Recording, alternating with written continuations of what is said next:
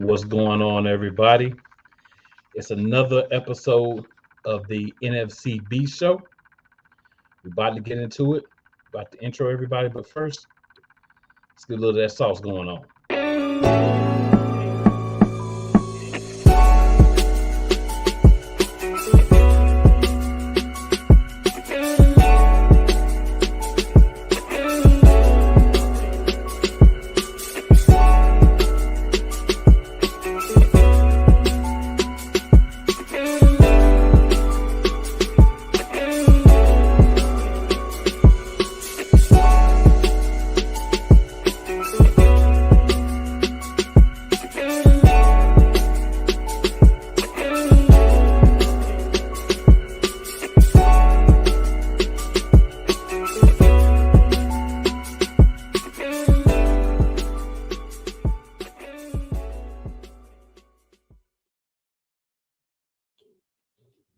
We back for the official intros. It's your boy Cool McCain, and I'm joined by my esteemed colleagues in the NFC East, or as we like to call it, the Beast. Truth is the truth. Right above me, I got my man Couch Coach. Couch Coach, what's going on tonight, man? Good. Everything's good. Here undefeated as we speak tonight. So we're here week in, week out, just trying to do our thing. True that, true that, true that. And beside him, we got the silky smooth, big time. What's going on, big time?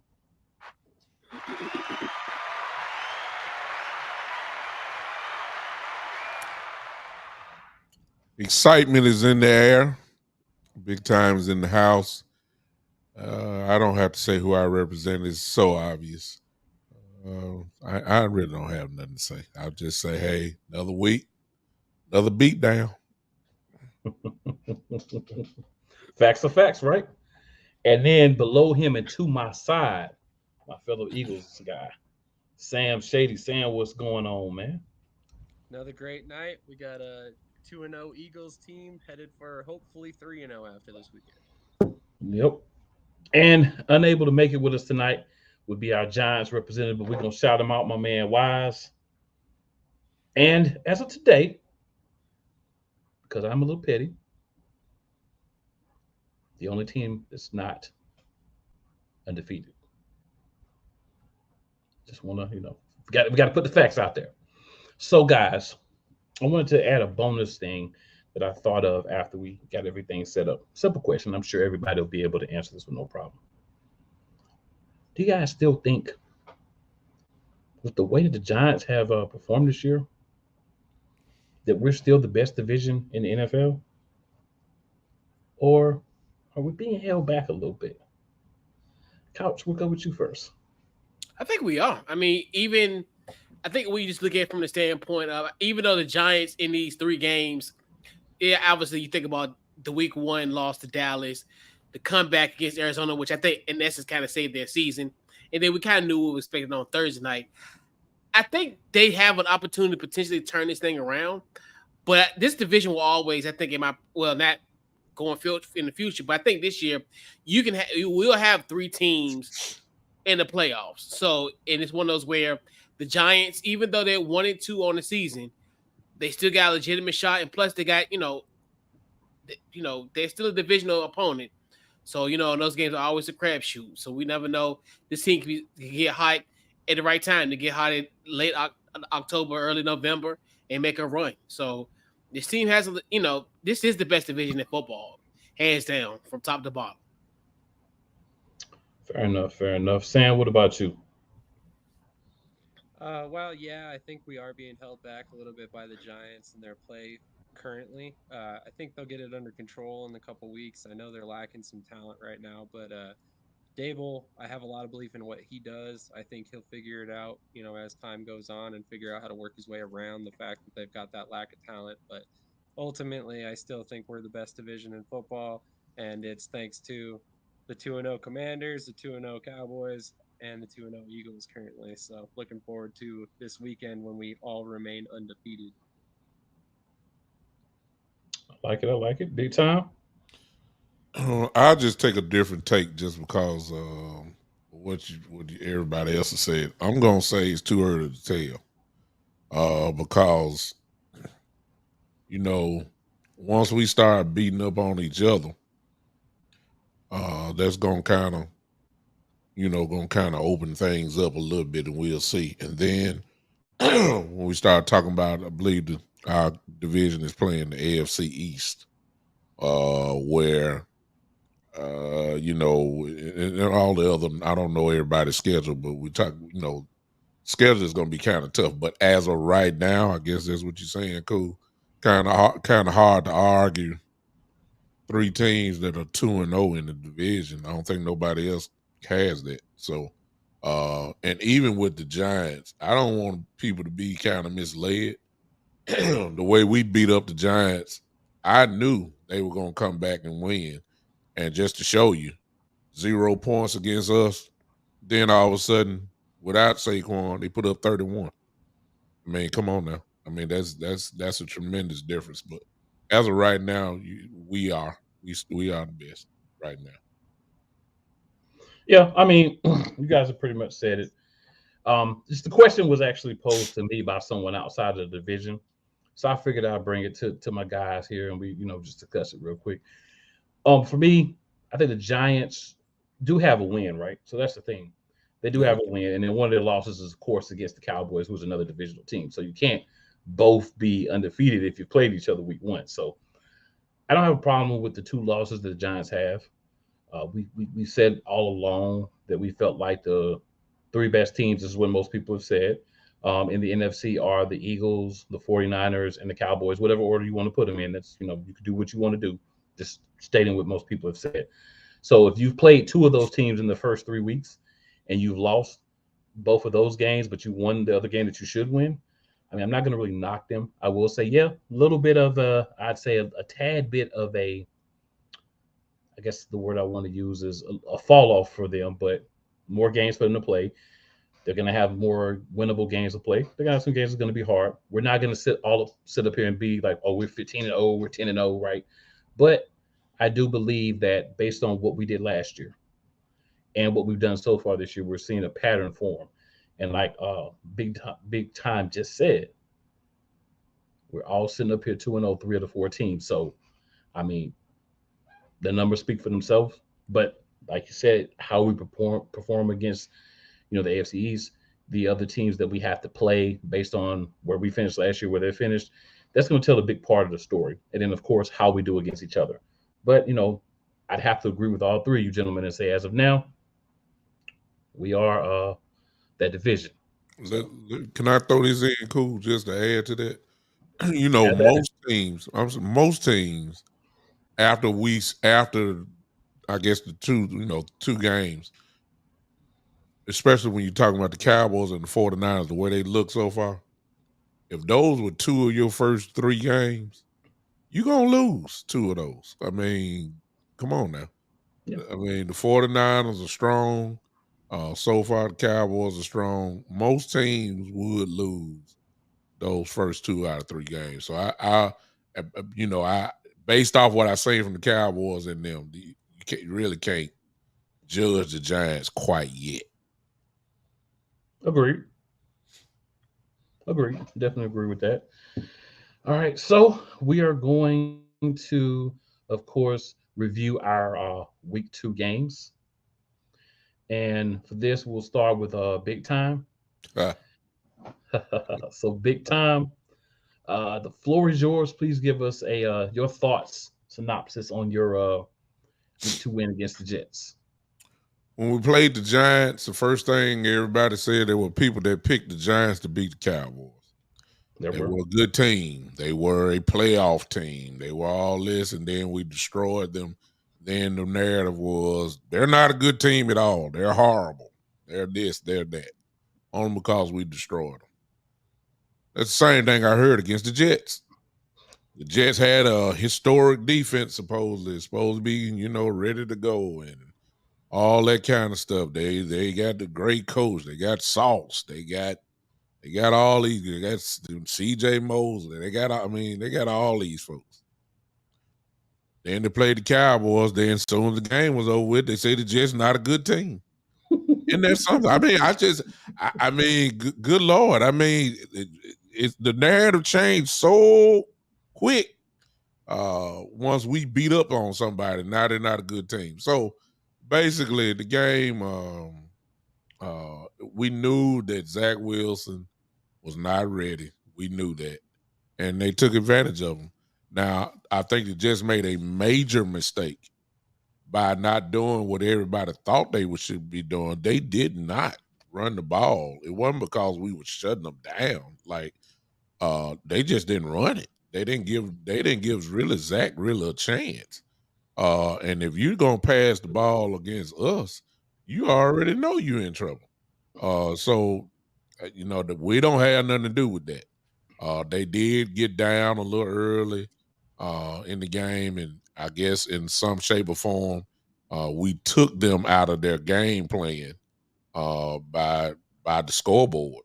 And you had to throw the ball, but you're not gonna beat the Cowboys throwing the ball nonstop. You're gonna pay a price. I don't care who you are, what team it is.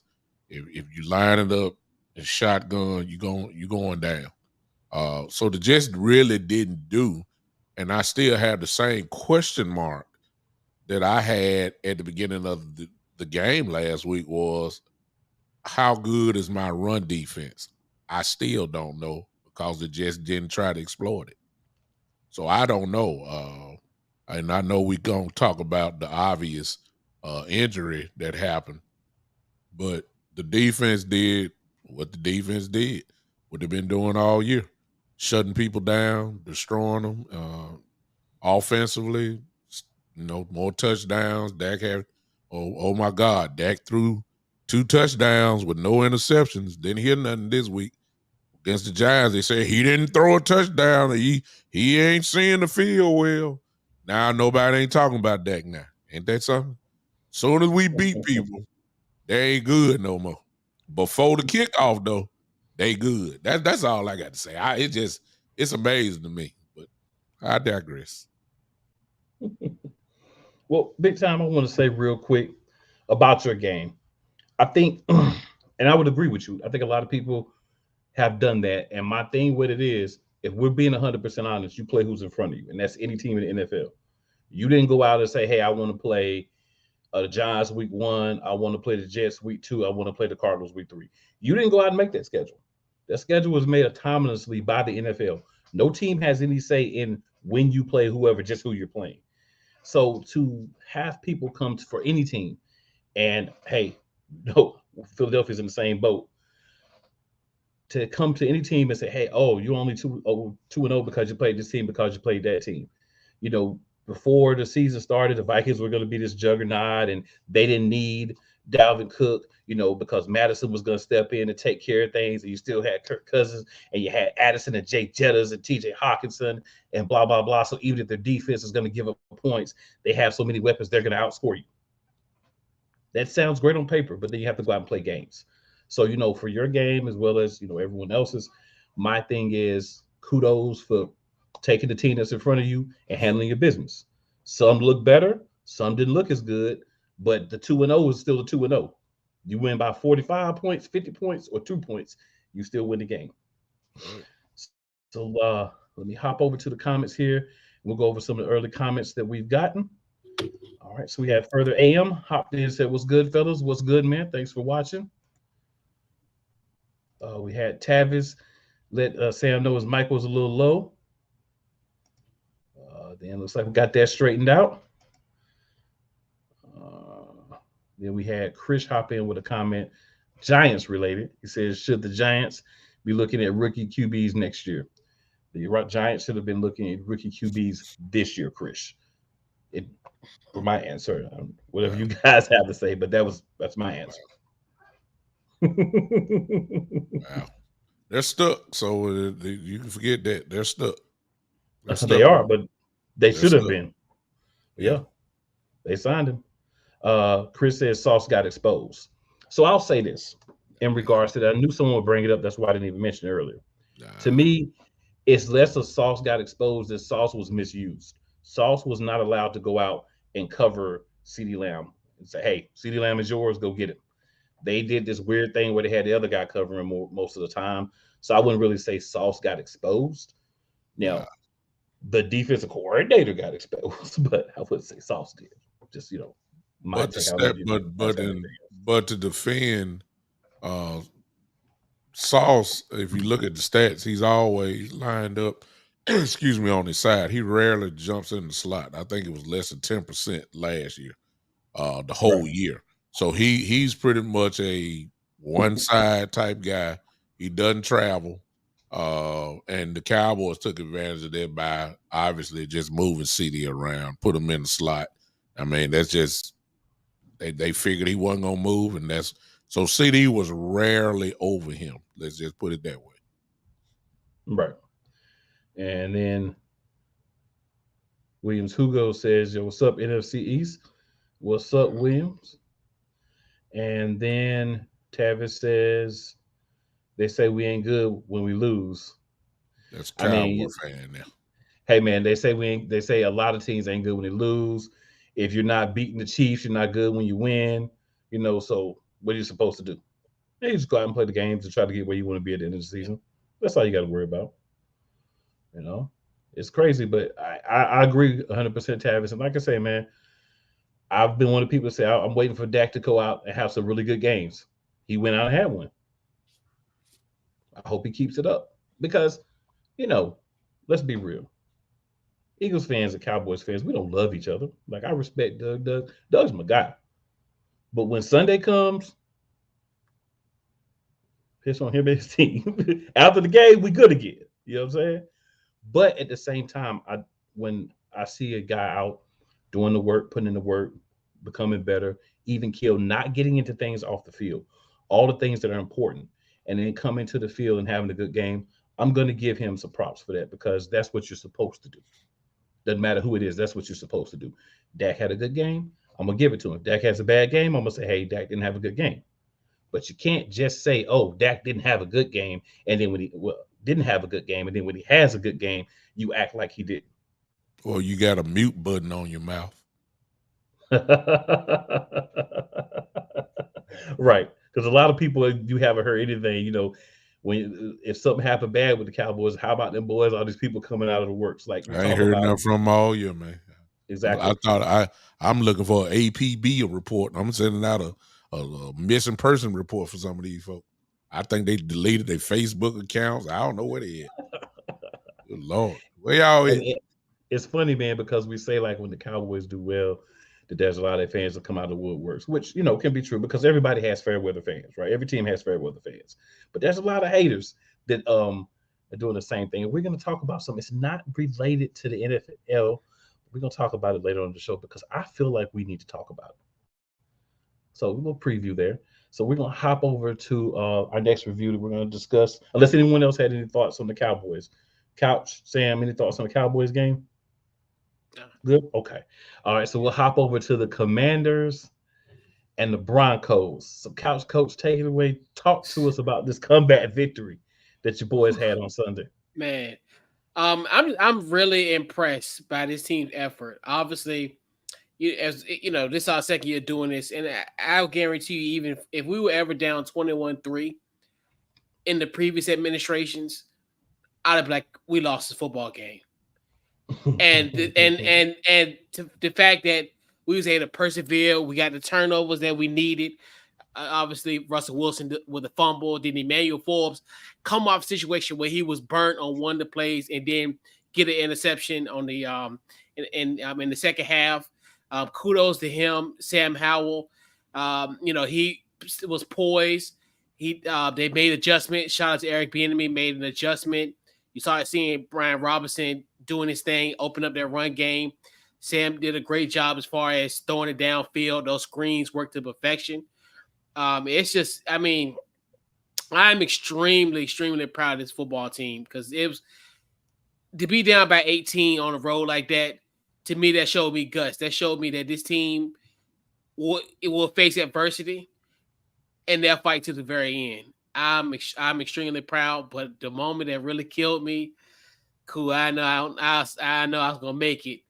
That final drive, Russell Wilson. I still think about it. I still think to myself, This man had 48 seconds and 0 timeouts and executed a 7-play drive that led to a touchdown.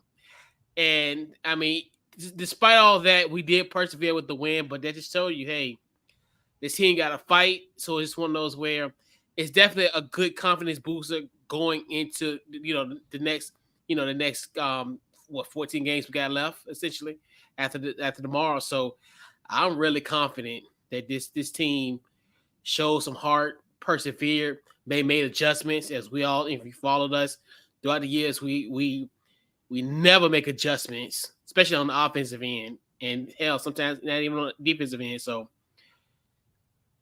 I can feel in there something different about this team, and I'm loving it. Any thoughts, guys? I definitely have some thoughts on this game. Obviously, I'm a Denver native, so I was watching this game pretty closely. Wow. I was not convinced coming into this season that Washington would have anything at quarterback to worry about. And coming out of this game, they have a franchise quarterback. Zero doubt in my mind at this point. Sam Howell played amazing. He deserves his flowers for what he was able to do over the past 2 weeks. In 70 passing attempts over the first 2 weeks, this guy who's only started 3 games has thrown 2 passes worthy of being considered turnovers. So, I mean, that's unreal for a quarterback that young. And I mean, this guy came out of this game with an adjusted completion rate of nearly 90%. I mean, that is insane. I know they weren't necessarily pushing the ball downfield every play, but he definitely made a believer out of me in this game. And I think Couch Coach has a lot of happy days ahead of him with Sam Howell at quarterback now. Yep.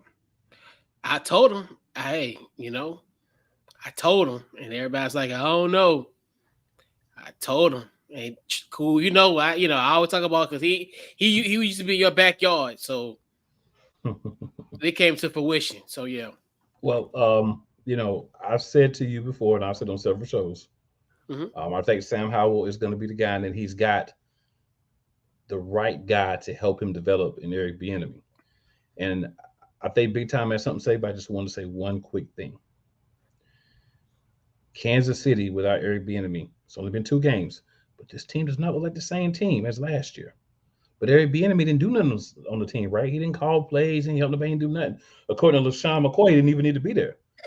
Doesn't seem like that's factual information so far.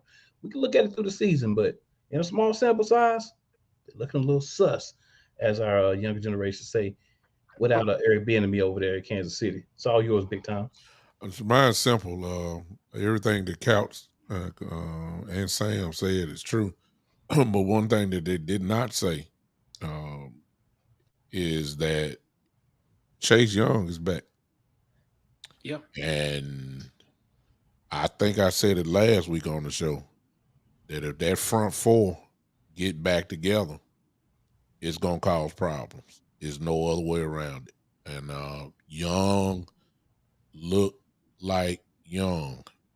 And if he looks like himself, then he's a big problem along with all the rest of them that's down there, and Sweat and Allen and I mean, my goodness, these guys can wreck a football game.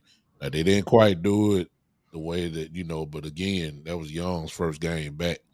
Come on now. I mean, can you imagine what these guys gonna look like maybe about another 6 weeks or so if they can, if they can stay healthy, of course.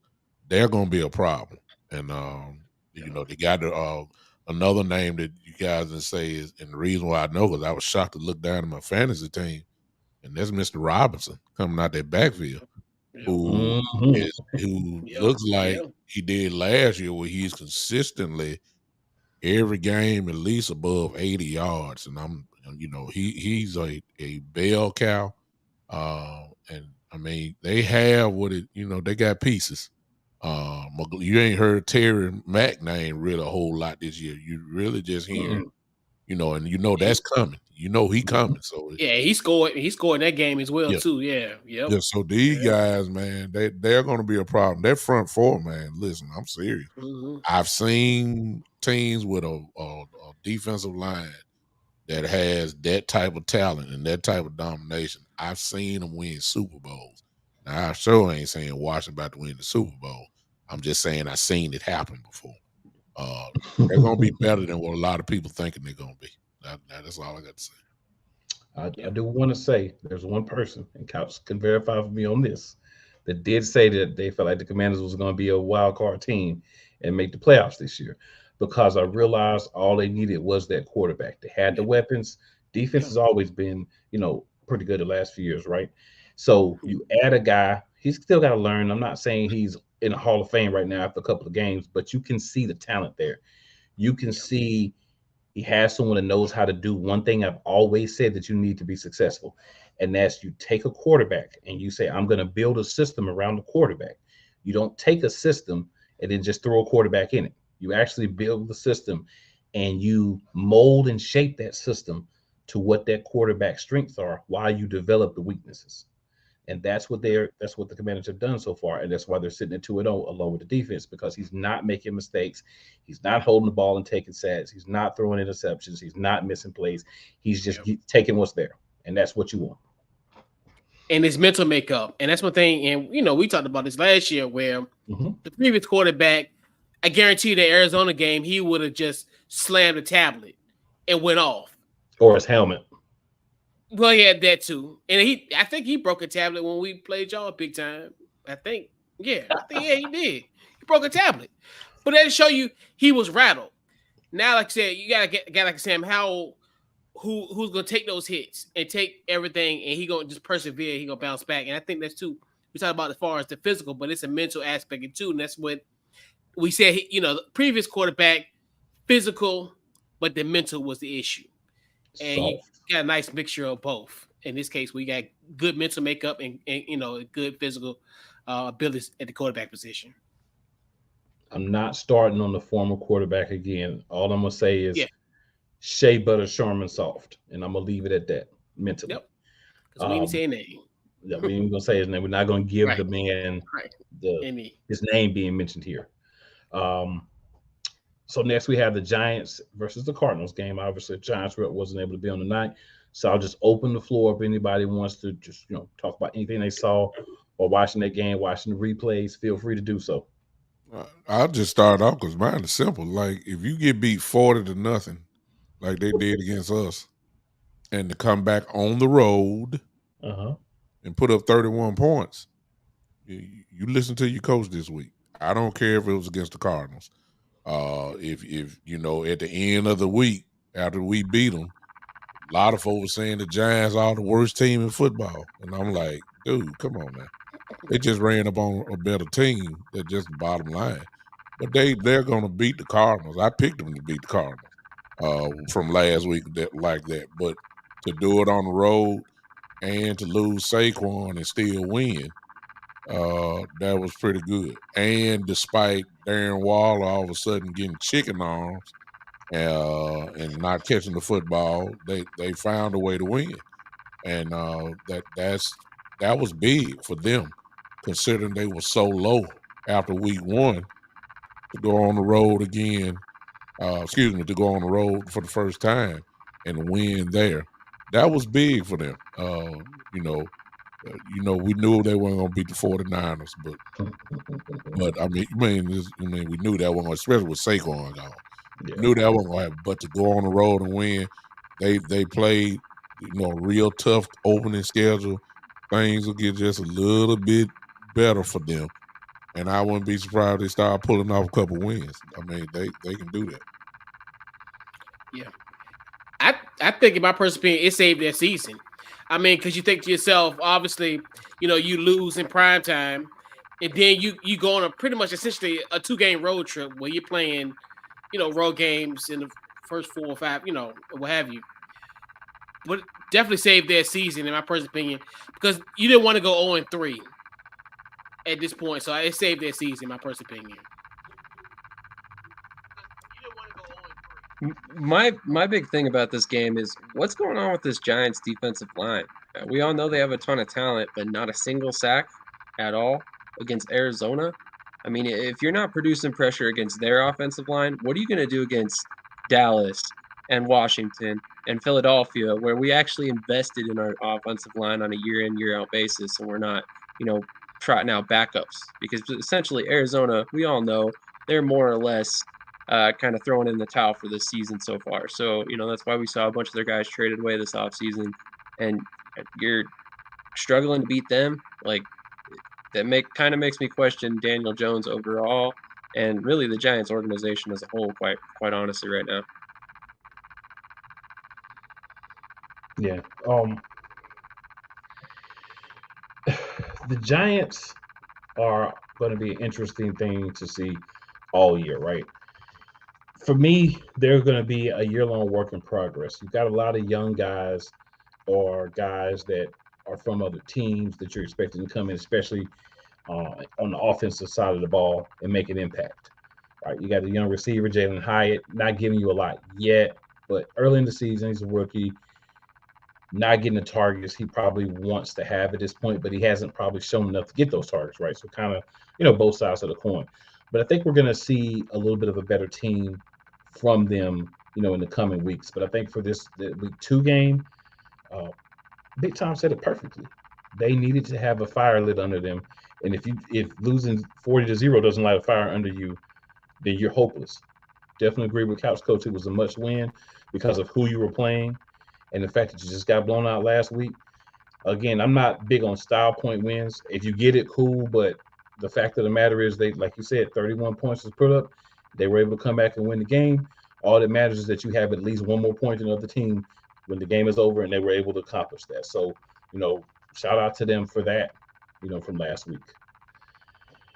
All right, guys. So we'll transition over, and we'll just talk about, injury updates for our specific teams. So, Sam, would you like to start this one off? Updates for the Philadelphia Eagles in regards to injuries. Yeah, I'm not going to lie. This was not a good week for us injury-wise. We've had a lot of guys limited in practice. It's been quite concerning that we're already this banged up so early in the season. I mean, no matter where you're looking position-wise, it seems like there's guys who are missing time, whether it was James Bradbury, Devonta Smith, Reed Blankenship, Josh Sweat, Kenneth Gainwell, Fletcher Cox, Jordan Davis. I mean, Zach Cunningham. These are key players too, so it's concerning to see that they were missing time this week. Ultimately, we had a long stretch to get some of these guys healthy with us playing on Monday. So hopefully a lot of these guys are ready to go, but it's going to be interesting to watch and see if they're all 100% and can truly give us what they normally would. Yeah, I'll tag on to that with Sam and just say Quez Watkins won't be playing. Neither will Boston Scott or Terrell Edmonds. Everyone else that was injured should be back in the game. And that's very important for us that Reed Blankenship is back, because without Edmonds, we definitely needed him to play. So feel good about that. I guess the biggest concern is going to be nickel corner, which right now we have Mario Goodrich in that position. He is the guy that was the backup, for Avonte Maddox, who of course is out for the year. I would like to see Sidney Brown maybe get a shot to play some in nickel corner, because he actually was a nickel corner in college. So maybe that's something that can, help out versatility-wise. I think when you look at guys like Ringo, Joby, Ricks, Joby could go back to being a nickel corner and maybe take some reps there, as he did play that last year for us. But I think you look at those guys and they've spent at least this offseason, and working up this year to this far, playing on the outside as backup. So to kind of ask them to then go play on the inside, which is a completely different technique, Joby would be the only guy that I would say, okay, maybe we do that with, right? Ricks and Ringo, they didn't do that in college. The rookies, they're just coming in, so I would rather keep them where they're at. But we'll see how it ends up playing out. Maybe we bring somebody else in, maybe we elevate someone, but definitely I'm still concerned about safety, because you only have a 3-man rotation at safety now. If Blankenship can't go 100%, you're asking Sidney Brown and Justin Evans to play the full game, at safety. That's a little bit of a concern. And of course, the middle linebacker, Nicholas Morrow goes down. Then you're going to have to put Kristen Ellis back there because Zach Cunningham's going to have to play on the other side, the wide linebacker. So some concerns in those areas, right? But they're not huge at this point. But depth is very important. And also a move that I am not a big fan of. Britton Covey was elevated to the active roster with the Quez Watkins injury. I think you could have went with Joseph Nada. You could have went with Greg Ward if you wanted to go receiver. Those would have been much better names that I would have been more comfortable with actually being on the active roster. But I don't make those decisions. But those things can be concerns when you're in game situations. And Couch Coach, did you have any injuries on your team, sir?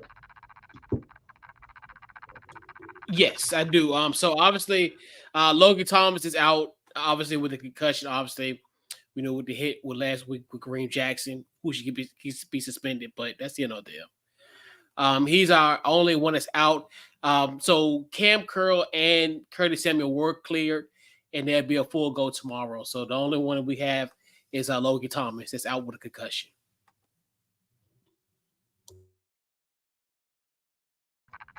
All right, Big Tom, what about you, sir? Well, everybody knows what the biggest one was, without a doubt. Trayvon Diggs is out for the season with a torn ACL. And considering what he means to our team and what he is, that's a big, huge loss. There was a report that came out today that, surprise, Tyron Smith is on the injury report. Don't know if he's going to play or not. Tyler Biadasz, who had a somewhat of a hamstring that was earlier in this week, look like all systems say that he's a go for tomorrow. But obviously the one that, as I said before, Trayvon being out, it changes things. We're still, we have depth without a doubt. Deron Bland will probably take a lot of those snaps, but even beyond him, we have depth there. So of course nobody is Trayvon Diggs. We all know that. We're talking about an all pro. You don't find all pros on trees. He's an all pro for a reason. So it is what it is. However, there is good news. Looks like Donovan Wilson is coming back this week. Jordan Lewis, who played about 12 snaps last week, obviously now probably will have an increased role as a slot corner, which is where he'd always played. Hopefully he can handle that. He just coming off injuring himself with his foot. He was on a pitch count last week. But obviously now things got to come up just a little bit. But Trayvon will be missed, no question. But I think we still going to be dominant as we are right now. Because the thing that nobody didn't get hurt was from our pass rush. So as long as I got my pass rush, I'm good. Yeah, I hate the Trayvon Diggs injury, man. I'm not by far not a Cowboys fan, but I hate to see a guy that's really coming into his own and becoming a really good player, And when I match up against Dallas, anybody, Commanders, anybody, Giants, I would like for you to have the whole team so we can see best versus best, who's better for that game. Unfortunately, we won't have that opportunity because of what happened, but hope he has, a full recovery. He's able to get back and be the player as good or better than he has been so far. So, want to make sure I put that out there because everybody wants to say all the time the Eagles fans are just so nasty and we'd be happy when people get hurt. That's not even true, man. It's not even true. Oh, I saw a whole lot of them, no cool. It Well, wasn't you, but not all of them. How about that? Ooh. I was trying to slide them in there. I didn't know if maybe your mic wasn't gonna turn on real quick. I can get my I saw all the NFC celebrate. There was some that celebrated, but that's neither here nor there. We don't even pay attention to people like that. Yeah, that's not something you ever celebrate, man. Never. Definitely. So Tavis says facts. He was talking earlier about our conversation about how good Sam Howell's looking right now. And then we had Williams, Hugo hop in and say Commies versus Broncos was a fun game. Definitely was. A lot of scoring. And he says, and Washington is surprising me this year. I wonder if they can make any real noise. I think they may be able to do a little something. I think so. They got a shot. They got a good shot this year. And then Tavis Banks says Eric Bieniemy got how different. Antonio needs touches. I can't argue with either one of those points.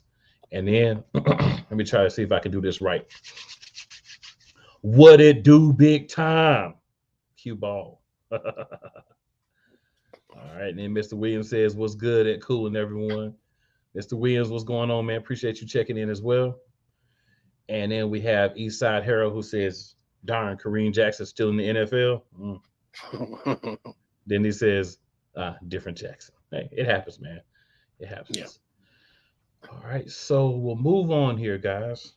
So unfortunately, we did have a Thursday night game this week that featured an NFC Beast member. Excuse me. We've alluded to it already, but just want to throw it out on the floor. Let everybody, if there's anything you want to say about the specific game. We had the New York Giants, unfortunately, had to play the San Francisco 49ers in Santa Clara. Thursday night football, not a pretty thing to watch. Big Tom said it best earlier. If you had to play the 49ers or the Cowboys, especially early in the season, two of your first three games, you're probably going to be 1-2, and that's where we're seeing the Giants sitting right now. They fought, they just, they got outfought. They got beat down, but they didn't give up. But they got knocked out. They didn't have a chance. No, they didn't. They couldn't get them off the field, to be honest with you. And to be fair, everybody's like love to say next man up and stuff like that, but it's a difference between Saquon Barkley and your next man. Yeah, Matt Breida. Come on. You have to be fair, and you at the same time, you could categorize and say, "Oh, you making excuses for him." No, I'm just stating the facts. There is a difference between Saquon Barkley and whoever is next on the depth chart behind him. There are some players that just cannot be replaced or duplicated. It's just a difference. Saquon is one of those guys. He was not there. And so the Giants really aren't. You can't. There's old saying, you can't run the race without the horses. You can have the same uniform on, but Saquon not there. So based off that, you knew what the 49ers were going to do. They were going to beat them up as they did, and they did what they were supposed to. So I really ain't giving the 49ers no credit at all for doing what they were supposed to do. I was shocked that the Giants stayed with them. It looked like for almost 3 quarters, and then the Avalanche fell. And it goes back to, I don't know if that was Couch, or Sam. Somebody said it. Whoever brought up the New York Giants defensive line, because see, ain't none of them hurt. It ain't nothing. Look, Thibodeau is not hurt. Williams is not hurt. Lawrence is not hurt. And they ain't done nothing. They didn't do nothing against us. They didn't do nothing against the 49ers. Now, I didn't look at the Cardinal game, but the Cardinals scored. The Cardinals scored against them. I'm just saying this was, before the season kicked off, they were predicted to be one of the better defensive lines in the whole league, to be honest with you. They ain't playing up to that label at all. So everybody want to point the offensive side and all that, but they were, if I'm not mistaken, weren't the Giants last year ranked in the top 10 or top 11 in total defense last year? They were that good last year. They was a top 10, top 12 defense in the league. They're not that this year, and they supposedly got better. So I got a problem with what they're producing defensively right now. Yeah, I actually want to piggyback off that and completely agree. They finally produced sacks in this game, but it took them basically 3 games to get 2 sacks, and it took the NFC offensive line, or I mean the 49ers offensive line to do so. And it's insane to me that you've got all that talent on that line and you're somehow not getting pressure significantly enough to cause sacks. And that's just, it shouldn't be acceptable for Giants fans, quite honestly. Yeah. There's nothing much else that can really be said. The Giants have some work to do. Wink's got to figure out how to use those guys correctly. I think the two rookie corners is really a struggle, right? And I mean, coming into a season and having two rookie guys be your starting corners, you're kind of putting yourself in a position where those first couple of games are going to be ugly. Because no matter how much your pass rush, how good your pass rush is, if you are able to train your quarterback to say, hey, you're playing this team, there's a good line, but if you can get that ball in the air going in the direction of the receiver pretty fast, we have a good chance to make plays. And I think that's something that's been happening to the Giants. It's also something that's been happening to the Eagles. Those teams that have those really good fronts, but you know that there may be struggles behind them, you just speed up your reads. You cut it down from 3 to 4 reads to 1 to 2 reads. First or second read, you got to get rid of it. And I think that's what we're seeing happen. And because the Giants have that weakness to start the season, it doesn't matter how good it doesn't mean that those guys will not be great NFL players. But as of right now, they're a weakness and it's being exploited. 100%. I also wanted to throw out there, they didn't even attempt to run the ball, really. 8 attempts by running backs on the day. I mean, you can't do that against that defensive line for the 49ers and that pass rush. You're asking for your quarterback to get killed all game long. And let me add to that. Unless somebody think that Daniel Jones is Superman, I look at him as Clark Kent. Sorry. You got to know he ain't that guy. He's not that guy. So why? What'd you say? 8, Sam? 8 times? Yep. I mean, come on now. That's horrible game planning. And I will say this: I understand that if they were down big like they were to us, it took to the third quarter before the game finally got out of hand. They were in the game, and you only ran the ball 8 times. That's not smart game planning. Definitely not at all. All right, so we got a couple of more comments here. So Shady Sports says he's still with Denver. Tavis Banks asked why isn't he signed? I think those kind of came in just at the same time. And then Eastside says Shady McCoy said Purdy's the best QB in the NFC. So, I'm glad he brought that up, right? My thing is, Purdy's played not against very good defenses. Let's say that, right? He's played against defenses that he should be able to get off against, right? This is the same thing as saying Shedeur Sanders is the best quarterback in college football through the first 3 weeks. Not thinking about it that, but through the first 3 weeks. We understand that doing some good things, looking good, but what happens when the challenges come? Like those defenses that are going to really disguise what they're doing, make you work, where you're going to have coordinators that are actually taking the time to put together a unique game plan to beat you, to make you do the things that you don't want to do, that you're not willing to, that you don't do very well. I don't think Purdy's faced that yet. I'm not here to say, oh, Brock Purdy isn't a good quarterback. I'm not here to say Brock Purdy is trash or anything like that. I'm just saying, let's hold off until we see him against some better defenses, until we see him against some teams there. He has to really go out and actually win the game. It's easy to throw. It's easy to sling the ball when there's not really a challenge. Let's see what the challenges come. Then we'll know how good he is or how bad he is. Let's add to that, Cool. Have at it. But the way we don't want to add is you. I'm really saying the same thing, and it's gonna sound strange to my Cowboy fans here, but Brock Purdy is almost in the same class as Dak Prescott. And what I'm saying, even though I think Dak is better than he is, but Brock and Dak have almost the same quality, and that is you get to hide behind all the other talent on the team.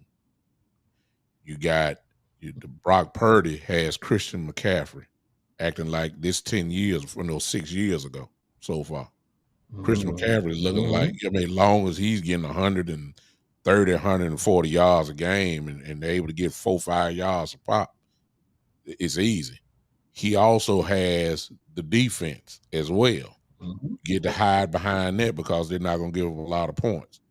When he does throw the ball, his routes, even though he looked good Thursday, but I mean, who don't look good against rookie cornerbacks? He usually throws little run after the catch type routes for his guys. That's what Debo did. Debo made him look good with all the breaking tackles he was doing. It was just short passes. Kittle is a mismatch by himself. And so when you got all of this working, same thing with that. You got somewhat of a running game. You got a defense. The game is not dependent upon you. And for 17 weeks, I said the same thing about Jimmy Garoppolo when he was the quarterback at San Francisco. 17 weeks. But guess what? Maybe in about 3 or 4 of them weeks, the game is going to have to fall into their hands. And then we'll see what they really made of. And that go for my quarterback too. That goes for every quarterback in the NFL, right? Well, I'm saying there's some quarterbacks who are proven. You want the ball, the Patrick Mahomes, we already know he's gonna kill you if he had to throw it the whole lot. It's a lot of quarterbacks like that. But for the quarterbacks that get all this credit, and they get to hide behind 22 to 26 attempts a game. You see what I'm saying? Yeah. And those are the quarterbacks that sooner or later it's going to have to happen when you're going to have to enter to that 35 to 38 times a game. And then we'll see what you really made out of. I like it. Couch Sam, any comments? Yeah, and I think it's just early. That's one thing too.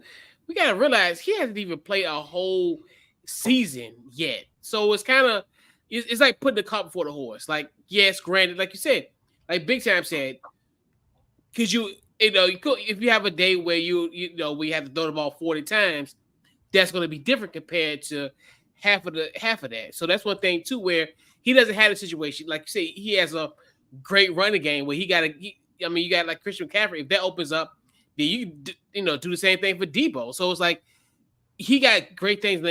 And also mention he got a great offensive line as well. So it's kind of one of those where San Francisco has had a knack, especially in the Kyle Shanahan era, of developing these type of quarterbacks to pretty much do the bare minimum in a sense. So I definitely think with him, I definitely want to see if there's ever going to be a situation where the reins will be taken off of him and he's going to like unleash freestyle and what have you. So the verdict is still out. Right. And they're not going to do that because like it's a proven form and a proven thing is a proven. But like in the event if Callum leave or, what have you, and he gets no quarterback, new coach, then that's where I'll be really intrigued. And like you said, if he becomes a guy, and it's not going to happen, but I want to see him throw it 40 times and see how his completion percentage is and will he turn the football over and what have you. But, it's too early to tell. Let Christian McCaffrey get taken out of the game by a scoreboard, not by him being injured. Let them go down 14-17, nothing. Then you'll see. You do it, then I give him credit. But we ain't never had to see it because the 49ers that good. Yeah, because they've always, and it's the phrase because they dominated from the jump. They established that tempo early, but there will be a time where that's going to be different. Yep. Sam, anything? Honestly, I think Brock Purdy gets a lot more hype than he really deserves. I mean, like Couch said, he's a system quarterback that found the perfect system for him. I mean, let's be quite honest. If the 49ers believed in him as much as they do now when they drafted him, would he have lasted to the last pick in the NFL draft? No, he would not have. There's a reason why he was picked where he was at. He was not good enough to be picked any higher at that time. He, again, fell into a great situation, which has made him look a lot more NFL ready than he truly was. When in reality, most of the games he's played, he's been primarily a game manager supported by amazing talent around him. So, with that being said, I do think he's going to someday get that test that Couch said. I don't think it'll be this season unless it's absolutely necessary. But eventually, I think he'll step to that challenge. I just don't think he's at that point right now. Now, that does not mean he won't get to that point. It doesn't mean he's not the future of the franchise for the 49ers. I just don't think he's there right now, is all. Fair enough. I just want to quick shout out to BS3 Network. If you have Roku TV, you can go search for BS3 Network. You can check this and many other great shows out on the BS3 Network, as well as their Facebook page, as well as YouTube. We'll of course talk about the wonderful places we can find us here at the end of the show, and a couple more things that we have on the agenda for this week, gentlemen. We have a comment here. So Eastside Harold says CJ Stroud's top 5 in passing yards, FYI. Appreciate that, Eastside Harold. And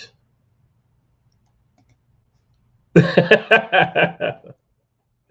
I didn't look at big time, I would have been able to pull it off. But I looked at big time. That was my mistake. All right, so we're going to hop into the previews for week 3. So we'll go in sort of chronological order when the games are played. So we'll start off with the Commanders versus the Bills. Couch Coach, the floor is yours. Talk to us about this game. All right. Well, this is pretty much, I think at this point, will be the Commanders' first true test to see what the team is really all about. I mean, obviously, you wonder what Bills team will you face? Will you face the Jets? I mean, the team that they lost to in Monday Night Football against the Jets, where Josh Allen turned the ball over 3 times, interception-wise, he did a fumble recovery. So he had 4 turnovers in the opening game against the Jets. Versus last week, where he had a great game last week. I think I think he had 3 touchdowns in that game. He fed both his 2 tight ends, Dawson Knox and Dalton Kincaid scored as well. So he kind of spread the ball over last week. I think my biggest concern, especially now, considering the fact, if you look at Dallas, not that Dallas, but different game where offensively, they had our way with us in that first half. And I can definitely see where you look at their tight ends, I think could definitely play a huge part for their success, for Buffalo's success. I'm really leery about that, as far as I think that might be one of the biggest mismatch that we have in this game. I look at it from a defense standpoint. I think one of the keys definitely going to have a situation where the defense definitely going to have to get pressure to Josh Allen. I know last week we had 7 sacks against Russell Wilson. Same thing got to be here, because you want to have him in a position where he's uncomfortable, and it's going to force him to make bad plays. Because especially in this team, you're going to have to win that turnover battle, especially with this Buffalo Bills team, because even though they're a quick strike offense, you definitely want to get him pressure, get him rattled, get him kind of lose a little bit of his confidence. I think that's going to be kind of one of the biggest keys on our defensive part. I think offensively, and I think I forgot someone's post, and let me I look at the comments, because it was one about so for Tavis Banks' point. I think the biggest key is Brian Robinson in this game. I think because you really want to establish the offensive tempo early. I think if you can establish that, especially, I think that's going to be really conducive, especially with those screenplays where it's going to make the Bills second guess. Like, okay, is this a run play? But then they see Sam Howell kind of throw a screen, and it can get some big yards and kind of keep the Buffalo Bills offense off the field. So it's one of those things where this is going to be a big test for this team. Definitely want to see their resolve. Definitely come from last week, obviously, with that win. And just curious what Buffalo Bills team that we will face tomorrow. I do that. All right. So, anybody have any thoughts they want to add to that? I have an overwhelming feeling that this is the game where the vast majority of the public start looking at Washington as a legit contender. Because I think they're going to come into this game and they're going to smack Buffalo in the mouth, and they're going to take a victory this weekend, I believe.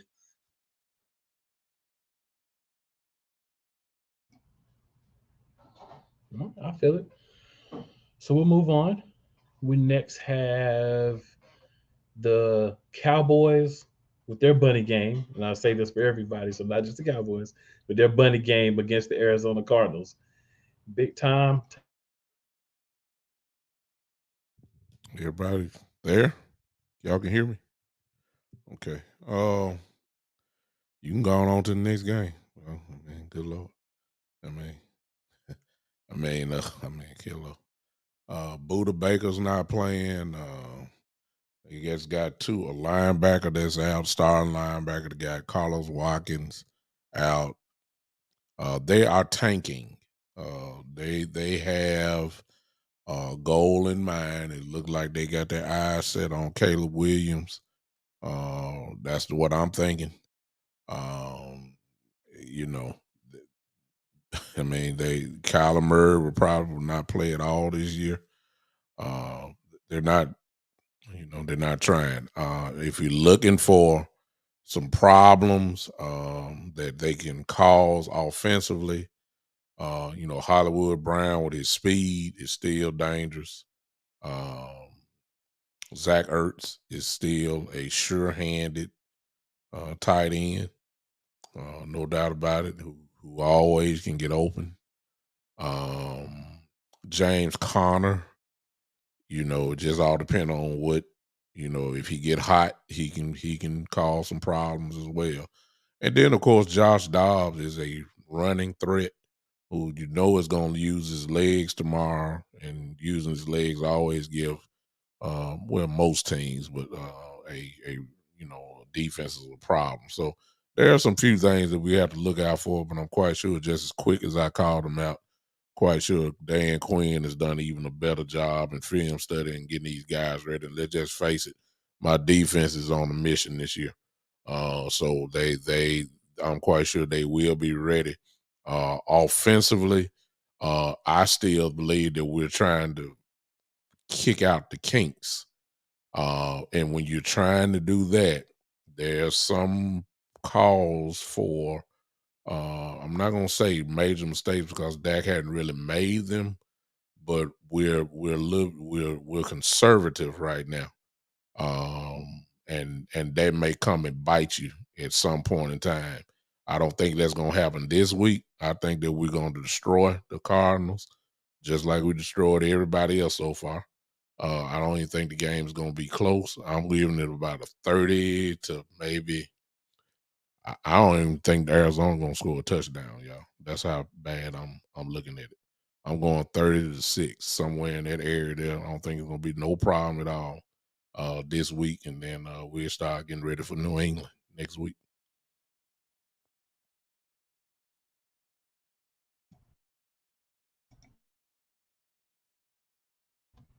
So we got a few comments here. So Tavis Banks says Kaiser White versus the run. He's their best defender. Probably what they have left. You're probably right.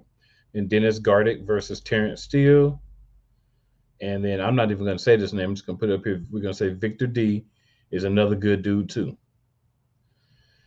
If Tavis is saying that, number one, his nickname in the podcast world is Keystone Cowboy. So he's a Cowboy fan just as I am. So what he is, Tavis is the one that if you want to know about a college football player, that's what he does. He is a college football guru, and he watches ton of film. So when he says these three names here, you might as well put a little stock into it because he's already done his homework. That's the kind of guy he is. That's my brother. I'll tell you this: you don't have to tell me about Kaiser White because we had him last year in Philly, and he was a solid defender for us. But we don't value linebackers, so that's why he's gone. All right. And speaking of Philadelphia, we'll go ahead and get to the third game here, unless anybody else has any comments on the the Dallas game. I mean, I don't think there's really much else to say. They're playing the Cardinals. You cannot convince me. If you were to go in the future and the Cardinals win the Super Bowl and you come back and be like, bruh, the Cardinals won the Super Bowl, I promise you, I still wouldn't believe you. This is the worst team in the NFL, and Dallas is not going to lose this game. So, yeah, we'll go ahead and move on to the Eagles versus Bucs. All right, so, Sam, we're going to start with you all the time. So, Sam, Eagles versus Bucs, what you got? Well, I gotta say, as an Eagles fan, this is a matchup that concerns me in terms of their defense versus our offense. Their outside linebackers, Joe Tryon and Shaq Barrett, might be two of the best equipped players that play outside linebacker to contain Jalen Hurts. That paired with their front three, with Vita Vea, PJ Hall, and I'm blanking the other end at the moment. I think it's Golston. But those three guys up front, as long as they can hold their own and fight off the double teams with, Levante David and White back there, this defense in the front seven in particular is extremely prepared to stop Hurts. And that is a big concern for me in particular. They're very good against the run as well. So if they can slow down Swift and contain Hurts, this could become a long day. I'm not saying we won't still beat them, given their cornerbacks are not the greatest in the world, but it ultimately looks like a really good matchup on paper in terms of their front seven against our front five. So I'm definitely concerned about that. Their offense, on the other hand, does not concern me right now. It looks like Mike Evans has one foot out the door. He's not really prepared to play against a guy like Darius Slayer, James Bradbury, and really dominate like he used to. Godwin has done a whole lot of nothing so far this season, so I'm not scared about him either. And their rushing attack isn't much to speak home about. So outside of the fact that I think Baker Mayfield has played pretty well given what we all expected from him, I do think this ultimately ends up a win. But again, that defense really does concern me. They could definitely create some havoc in this game. So Tavis does say good looking out, Bishop. And I tell you, man, when Big Time Lodge, when Big Time gives you props, I'm listening. Like I'm not familiar with his work, but if Big Time give you props, I'm listening. I'm gonna have to slide on over and check you out. But I'm opposite. I'm actually the opposite of you, Sam. I believe we always have to be concerned offensively because of that donut we have currently in the middle. Right now, safety and linebacker play is subpar. They are getting the ball caught all over them. So all you have to do, if you have any common sense, and you're a team facing the Philadelphia Eagles, is you put Mike Evans in a slot. Right, you move him around, you get him in positions where he's not matched up against one of those two top corners because they're not going to travel. They're going to play one side of the field each, and then they're going to leave the nickel corner or linebacker or safety to take care of who's in the slot. So you can get mismatches for Mike Evans, and if Whack and Cheese and primetime Kirk Cousins can get big days statistically against us, I think Baker Mayfield has the opportunity to as well. Rachaad White is going to be a non-factor, I believe, because we only allow 52 rushing yards a game. So I think our front seven, maybe even in the run game, is going to kind of do what they're supposed to do. But my big concern, like I said, is Evans, Godwin, Trey Palmer. You put in Raheem Jarrett, Devin Thompson. You can put in Cade Otton, Cole Keith, David Wells, whoever you want at slot wide receiver, at tight end. As long as you match them up with the middle of our defense, especially when we go zone, that's a concern so far. Hopefully Reed Blankenship coming back and some of the other guys that were injured will help fix that. But Mario Goodrich has to prove that he can hold up in a nickel corner as well. So that's another concern. So I'm more concerned about how many points they can put up. I think offensively, we have the tools. We have the line where we'll get some plays. And sarcastically speaking, Sam, we don't really have to worry about containing Jalen Hurts because they're just going to run him up the middle, right? They just want to run him in the middle of the defense so he can get hurt. So why are we worried about what they have on the outside? No, but seriously speaking, you do make some points about offense, but I think we have enough that we'll be able to get points, but they'll come at a premium. They won't just be we're marching up and down the field, scoring touchdowns every drive. I think we'll have to settle for some field goals. We'll need to just get points on every drive. If we can get at least 3 points on every drive, or most drives, 85% of our drives, I think we have a strong chance of winning this game. We may not get the turnovers like we did the previous week, so we're going to have to actually match up and play against guys. Those are the things as of now that are concerning. Some guys that are new to playing the way that they're playing, and a new coordinator. So other guys are also new to terminology, some of the different things. And again, we're missing our defensive quarterback. He's out at least 2 more weeks. So those things can make a difference. So I think defense is an area where we're going to struggle for the next few weeks. Hopefully, when we're talking about struggle, we're not talking about what we saw the first 2 games. Hopefully, we get some improvement there. But I think this is a game we ultimately win. But I think this is another game where all of these doubters of our quarterback, and a lot of them are within our fan base still, they've been lurking. They're back now that, we're not playing as well as we were last year. I think this is a game where they have ammunition, but ultimately we still get a win. Yeah, I would completely agree. I don't expect this to end up being a loss. Like I said, I'm concerned about the matches on that front seven is all. But primarily, I'm pretty confident we come out of this with a victory. Yeah. And we were going to discuss who we think is going to be our biggest matchup, right? We can quickly say that if you guys would like, it's cool. I'm going to go. Actually, I'll let you go first, Sam, because I should say you're going to be hitting first on the Eagles-related topics. Sounds good. I mean, if we're looking at individual matchups in our game in particular, I'm looking at Shaq Barrett against. Or saying like moving forward, like what's going to be our biggest game moving forward? Yeah.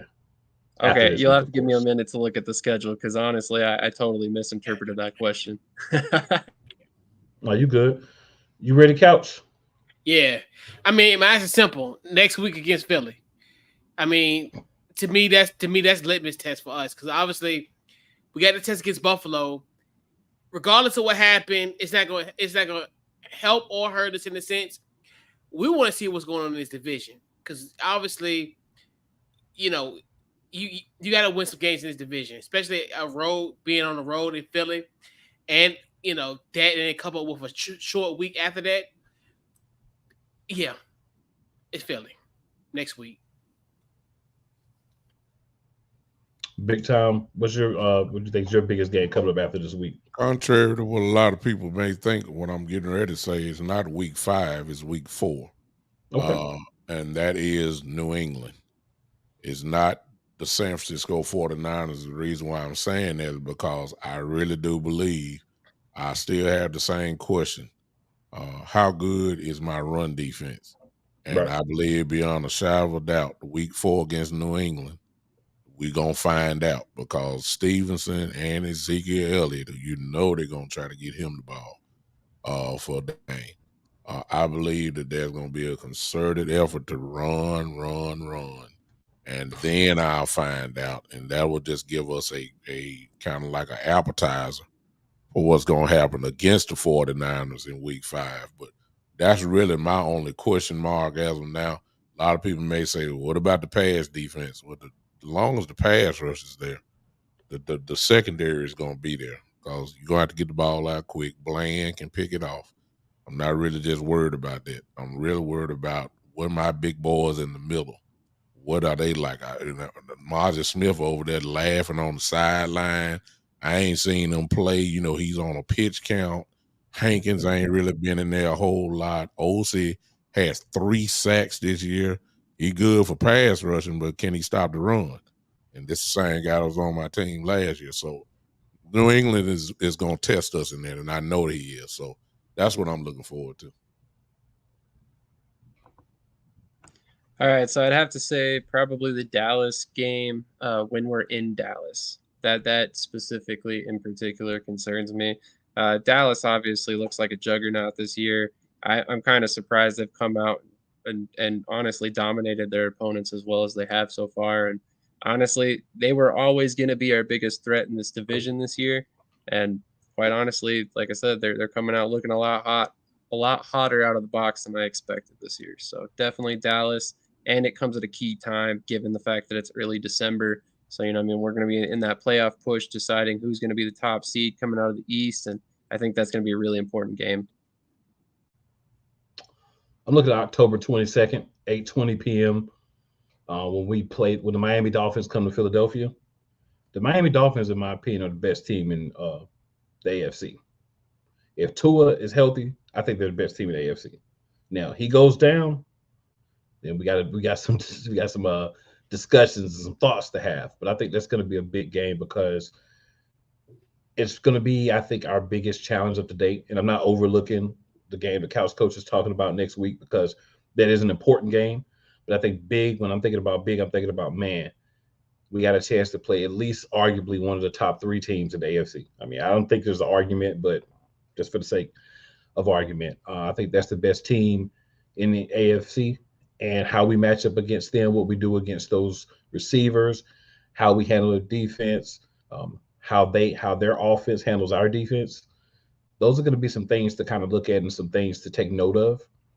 And it's rather, it's coming off of 2 rather easy games after the Commanders game that we should win no matter the outcome of the Commanders game. Because in between that Commanders game, we got the Rams and the Jets. We go to both of them, but the Rams could be a little bit of a problem if we're not careful.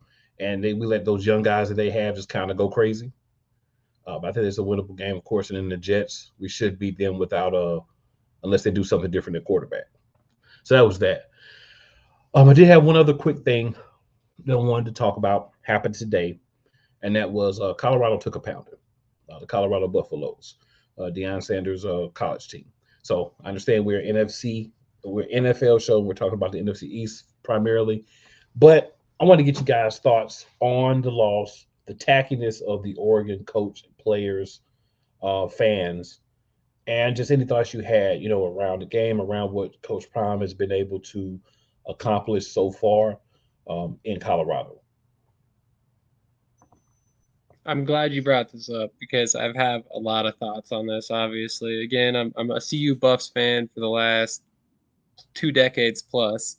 So I just want to throw out there, over the last 20 seasons, we've had three years where we had a winning season. Okay, so expectations were in the basement when we came into the season. I didn't care if we had Deion Sanders. It didn't matter who the coach was, and nobody expected us to come out of the box 3-0. These were the games that we ultimately expected them to lose. Oregon's a great team, great coach.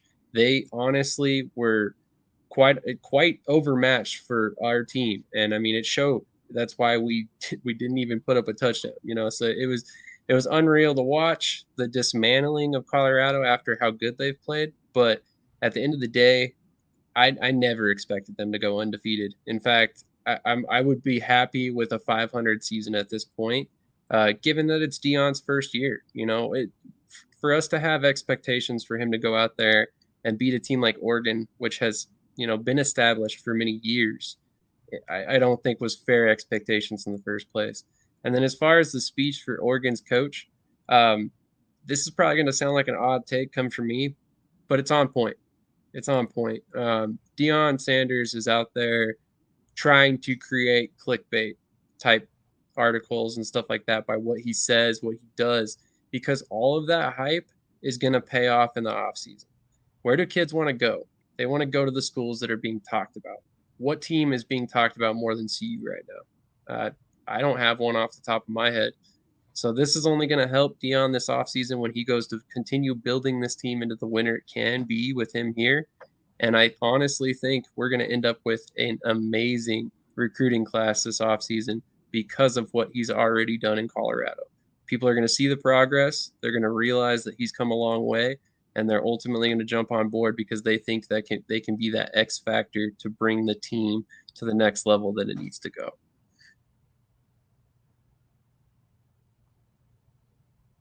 Couch or Big Time, whichever one of you guys want to. Okay, I guess I'll go. Yeah, I think Colorado is by far the biggest story in college football. I mean, obviously, you just consider the fact Deion Sanders has ejected so much positivity with Colorado because you think of last year, the team was 1-11, and he's pretty much has made Colorado relevant. And today was not a surprise. I mean, and Deion told you that he don't have guys in the trenches. They went against a guy that's in the trenches that we might be talking about on Sundays on both ends, on the offensive and defensive lines. And it just shows you, and it just shows you, and I know that casuals will be like, oh, what happened? But no, football games are won in the trenches. You could definitely tell in this game it was indicative of the score. And I think with the coach of Oregon, it's gamemanship. It's at the end of the day, you have to create some type of material to get your guys focused. And like you said, when it comes to numbers, there are numbers because he had people in the East Coast watching football at 2:00 in the morning last week. He generated the numbers, and they was generated by the wins. And that's saying that Deion Sanders don't care about wins, but that was just his angle to show them, hey, these guys, they're popular. They're the new kids on the block. They're the ones that generate numbers. We here to focus on the win. And like you said, they're a top 10 team in the country. You weren't going to pull out their feet on the road. I can understand maybe home might be a little bit different, but no, you on the road against a top 10 opponent that got guys that's going to the NFL in multiple positions.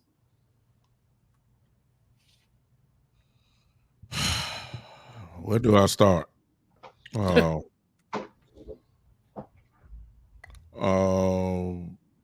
The value of Deion Sanders and the Colorado Buffaloes won't be measured just on the field. It's measured in revenue. Spring game of last year, of this year, was sold out. The previous year, it was about 100 people in the stands. I rest my case on that. The first home game, it's University of Colorado. There's an article out there. I put it on my page. Deion Sanders, well, I ain't gonna say it's Deion Sanders, but we all know. It made $18 million, man. The first home game. The second home game, which was the overtime game against Colorado State. Has there ever been a school in history that had ESPN, College Game Day, Fox morning kickoff show, First Take, Pat McAfee show, all there at the same time? When you look at who came, you thought you was at the Staples Center with the Laker game. With the celebrities there. Did Sam, you say you've been there, have you seen celebrities there at Colorado like that before? Never in my life. Then that all points to the obvious. Deion Sanders. And to top it off, the second week that they made it, because they put the numbers out, University of Colorado made over $20 million, man. That's 2 home games, a revenue of over $38 million in 2 games. Ladies and gentlemen, what are we talking about here? And as far as the game goes, Deion, as like Couch said, Deion said, he said it another way, and Deion said it earlier. So it really shouldn't have been a surprise about the day. Deion said he 7 to 8 dogs away. That's what he said. 7 to 8 dogs away. In another interview, he said he needed the trench guys, what Coach said. So it's obvious what he was talking about. He needs offensive line and defensive line. If you saw the game, they were just totally gutted on defense. Every time they ran the ball, it was 8-9 yards plus. So on the field, that's what he's missing. He won't have this problem next year. It's going to happen rather quickly. The part that I want to talk about, and I know I done went on, but all these haters who have been quiet for the last 2 weeks, oh my goodness, they came out like a pack of roaches when the light turned on. That they could not wait. As far as the coach goes for Oregon, he did nothing wrong. The only thing was that it was a camera what he told his team. He didn't say that in the press. He didn't say that, with a good reporter somewhere. He said that to his team. It worked. And I mean, they was already charged up. They know the world was watching them because of Colorado. I mean, Colorado this will be the third, what am I saying? Bam, bam. Well, they've been in prime time ever since the season started. They'll be again next week because they're going to get the same beat down that they got today, if you ask me, against USC next week. It's going to be the same thing. But look what Deion has done. Sam, you just said again, when has Colorado been in prime time for 3-4 weeks ago? I mean, in a row, other than maybe your Heisman years with Rashawn Salam and maybe Cordell Stewart back in the day. I mean, come on now. This dude is electrifying, and it's only going to get worse. So congratulations to the haters. They got something to really just go off about. I mean, they don't like them anyway. It is what it is. But what kills me cool is if someone, I'm 50. I'm 50 years old. So I saw all this. When has Deion not been what he is? Come on. He's always been Never electrifying. He's always been, if you want to call arrogant, he's always been like this. So this is nothing new to people like me because he was like this in Atlanta when he first went there. He like this at looked Florida State. Yeah, when he was like this at Florida State. I mean, this is nothing new. So cheers to all you young people who only saw this as when he became a coach. A lot of us remember what this dude was back, like Cool said, even at Florida State. Mm-hmm. He was the same way his whole life. So this ain't nothing new. So if y'all don't like talking, look, I hate to see when he get them dogs like he talked about. You think he talking now? Oh my God, get ready. You ain't seen nothing yet. Sorry it took so long, but I think all that had to be said. Let me say it one more time, Cool. $18 million, University of Colorado. Second game, over 20.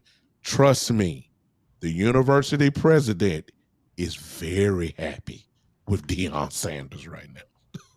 I wanted to throw one more thing out there that may not be common knowledge. I actually just learned this today when we were discussing the game at a family dinner, but they actually had to change the stadium restrictions on how they split the tickets because normally it used to be 60% students.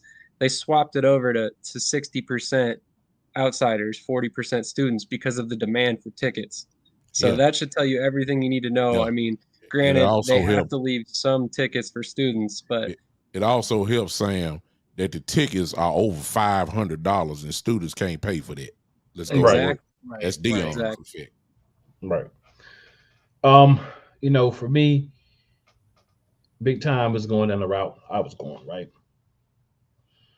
The question to ask yourself is this team going to be better than last year? They won one game last year. They've won 3 games this year. So that tells you yes. So if you're Deion Sanders, it's year 1. You've got to take so many guys and replace them. He only kept 10 scholarship players from last year. That's all that's left. So you had to bring in what you could, right? Transfer portal, freshman. You got lucky because you had 3 kids that were going to go with you no matter what. Right? So one's a quarterback, which you definitely needed, and the other 2 cornerbacks, and one of those is a cornerback and a wide receiver. So you miss him, and I'm not saying that he made the difference between them winning or losing, but I believe if you have Hunter, you probably give up 1 less touchdown at least, and you probably get at least 1 more touchdown. So I'm not saying it all. I'm not trying to say that Hunter is the difference between a win or a loss, but getting 1 touchdown and missing a field goal versus getting 2 touchdowns just feels a little better. When you get a double digit by your score, it just feels a little better, right? Even though you're losing. I think Colorado lost by more than I thought they would lose by. I picked them to win because I said I wanted to pick an upset, but I didn't expect them truthfully to win, right? Because you look at Oregon, and Oregon was poised for this game. They were ready. They clearly had the better talent, as everyone's talked about in the trenches. You build a team, offensive line, defensive line, and out. But if you can't get those guys, then you have to build all the other things and work on getting those guys. You think about this is going to be Coach Prime's first time this offseason actually having a full offseason to recruit, having everybody in place, not having to go find coaches, not have to go pull in a whole almost team of kids from other universities, transfer portals, and freshmen and things of that nature. You're going to be able to go out, improving a program, go sit in a parent's kitchen, front room, whatever, and say, I will take care of your son. I will help your son be a better man. And if you get that meeting with Coach Prime, I guarantee you your kid is going to Colorado. Right? And that's clearly going to be about 8 to 10 offensive and defensive linemen, maybe about 5 or 6 on each side, right? Shadura's going to be back.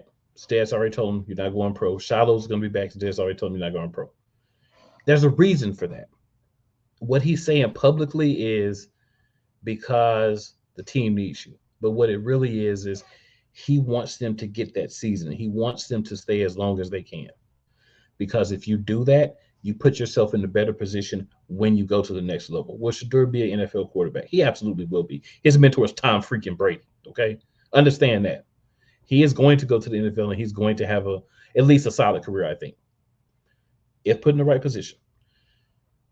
But so many people have been waiting to hate on Deion, and they were coming at halftime. I was listening to the radio during halftime, and I was listening to 2 or 3 different stations, just a couple of local stations where you can pick up ESPN affiliates, and they were going in. I'm like, oh, last week you were talking about how great they were, and then to get down and looking bad at halftime, all of a sudden, it's terrible, and this is what he deserves. And then you got people like Jason Whitlis running around talking about he's arrogant and he's going to come crashing down, and he's going to have to learn and all this. And my main thing is this. Year 1, Coach Prime's goal is get in here, get bowl eligible. I believe he's going to be able to get bowl eligible. As long as he does that, they can go to that bowl game and get beat like they did today. They're still there. 1 year removed from being 11 losses and 1 win. If that's not improvement, I don't know what is. And also a completely different angle. If Coach Prime comes in this year and goes 12-0 and wins the national championship, what can he do to improve that in year 2? If he comes in and wins 6-7 games, bowl eligible, goes out, has a decent showing, he's got something to grow. He's got something to develop. He's got room to still improve. Cerebral. People don't give him credit for thinking. And he knew this. This wasn't anything he had to go and say, oh, I'm not going to bring in this kid. I'm not going to bring in that kid. He knew what he had before the season started. He knew he could win some games that people didn't give him credit for, and he knew he was going to lose some games. He wasn't sitting up there in that press conference, man. He was giving props to Oregon. He was saying how they beat us. We had some poor performances. We had some kids that did some great things. We're going to talk about the great things as well as the things that we need to improve. Is he going to win next week? Probably not. Will he look better? I believe they will look better. And that's what you want. You want to compete. They didn't really compete today because I think they got punched in the mouth for the first time, and a lot of these kids weren't prepared for it. But that's okay. It's a learning experience for Coach Prime and for these kids. They're going to come out stronger. This Colorado team is still going to win what I said, which is about somewhere between 6 and 8 games this year. They're going to be bowl eligible, and this hype train is not going to die just because there was a loss. They were the lower ranked team. They lost to a top 10 team. There's no surprise in that. So what are we talking about? Like Big Tom said, what are we talking about? We're hating on somebody we've been wanting to hate on for years, and we finally get a slice of the opportunity. But a lot of you are going to still eat those words, and when you do, Coach Ryan will have the receipts. Yeah, I got 2 points for it. And like you said, and then next year they're going to the Big 12, so the competition is going to be a way lot easier than what they're dealing with now in the Pac-12. And then, like you said, and like people like Jason Whitlock and all them, they're the same age. I can understand if a 25-year-old say, "Oh, he's arrogant." You guys are the same age. He was doing this since 1985 when he was at Florida State. He created a name when he was a freshman in Florida State almost 40 years ago. So it's one of those things like, and I've even heard somebody say, well, he's on. You watch him on the game, you watch him at the game, and then he's got commercials. Duh, that happened in the 90s. That happened in the 2000s. Like this dude, this isn't nothing new to him. This is not new. That's why I never understand how people, and it kills me because people always say, well, you change, you're different, but then somebody stays the same and they're true to themselves, we hate. But I digress. That's a great point, Couch. I wanted to go back to something Cool said a while ago about the Eagles, actually, and it's something that I think carries over to Coach Prime. Is he's very much a coach that wants your best shot. So he knew before the season ever began, I'm gonna run my mouth, I'm gonna talk all my shit, and then I am 100% going to get the best shot from every team that we face all season long, and we're gonna get punched in the mouth at some point. And he knew this was coming. So, I mean, again, that's why he wasn't upset. And that's also why I would expect that we didn't hear a whole lot of talk about Oregon before this weekend. He wasn't trying to give them any bulletin board material prior to this game. All we heard about all week long was that Henry Blackburn hit on Travis Hunter, and which, by the way, he handled with great professionalism, him and Travis Hunter both. But I didn't hear any talk about Oregon other than we're prepared for him. So, I mean, for him to come out and kind of act that way, I think that's an indication of what he was expecting this week. When you're 1-11 and you're a marketing genius like Deion Sanders is, he showed you that when he got drafted. He told the whole world for years that he made up a alias, which was called Prime Time, and that really was not him. He told everybody then that he had to do that because they were not paying cornerbacks millions of dollars. He was the first. And it was because he wore all the gold chains. It was because at Florida State, he showed up at the bowl game in a limousine instead of and everybody else rode the bus. This dude is a marketing genius. He knows, as Sam just said, when you're 1-11, you're not going to get the coverage that you whatever. I ain't going to say you rightly deserve. You're not going to get it. He skipped a few hurdles that this is why a lot of coaches can't stand him, because he skipped the hurdles that they had to fight for. And Deion just bypassed that. He skipped the hurdles and doing things totally different. Most teams had to build the program. Get you some 3-4-star guys 1 year. Hopefully you can sneak 1 5-star. Deion said, I'm not even trying to do that. I'm going to the transfer portal. I'm getting everybody out of there. I'm coming. I'm going to do the same thing next year. And you may laugh now. You're going to go from a 6-17 win probably to a double-digit team win next year. And they're going to be in the hunt. It's really just that simple. And that's what the reason why you got the coaches talking like that. This dude took all the pressure off the kids, as crazy as it may sound, because he had to get the foundation of like, hey, look at us. We're Colorado. Remember us. What does that produce? He's been in prime time ever since he got there. The Colorado Buffaloes have been on prime time TV ever since he got there. I don't know what the folks are talking about. It's just brilliant marketing, man. It's brilliant. That's all I got to say. Brilliant. Yep. And when you're watching them and you laughing because he's losing, you're still watching them. And the more you watch him, the more you're going to see him. Which means he's winning. He's still winning. Yeah. Even if they lose, he's winning. Because and like Coach has always been trying to do, Coach Prime has been doing this since the beginning. He's been taking like Big Tom said, he's been taking all the pressure. You're not talking about the kids. You're talking about him. One guy was ranting. He was talking about, you didn't even talk about the kids till Monday, blah, blah, blah. You know why he didn't talk about the kids till Monday? Because he wanted to make sure the story was about him. He wanted to make sure that you were focusing on him, good or bad. They can go out there and do whatever they want, free as a bird. Because if they play bad, we're not going to talk about them. We're going to talk about their coach. If they play good, we're not going to talk about them and boost their ego. We're going to talk about how the coach is arrogant. Everything surrounded on the media attack is about the coach, not the players. To prove your point, Cole, and I know we're going over time, the ticker on ESPN said this: the Oregon defeats Deion Sanders, comma, number 19 Colorado. And Deion in his press conference would say they doing that to beat me. The kids are just free. So a lot of people thinking they did beat Deion today. So it is what it. Deion said, I ain't playing no more. He said, I got a gold jacket, which he does. You'll call it arrogance. He said, if I'd been out there, it'd been total dominance. That's what he said today. So Deion got 8 toes. He ain't out there playing for nobody no more. You know what I'm saying? Come on. Too soon. Too soon. Too soon, man. Too soon. Hey, man. Great show, guys. Love when we can get it. Just talk about a sports which we would have been able to incorporate Wise into this as well, man. But I get it. Sometimes other things happen. So we'll go around here. We'll start with you, Sam. We'll just go around. Everybody, just let everybody know where they can find you, man. Then we're going to get up out of here for the night. Absolutely. So you can check us out on the Shady Sports Network YouTube channel, where you can see this show every Saturday. We got basically daily content coming out, trying to get to the point where it's almost 24/7 for you.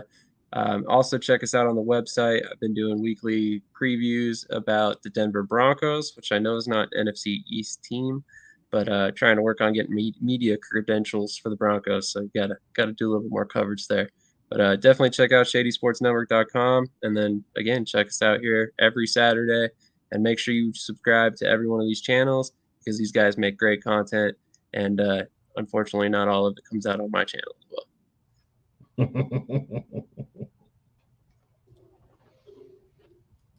I guess I'll go. It's simple.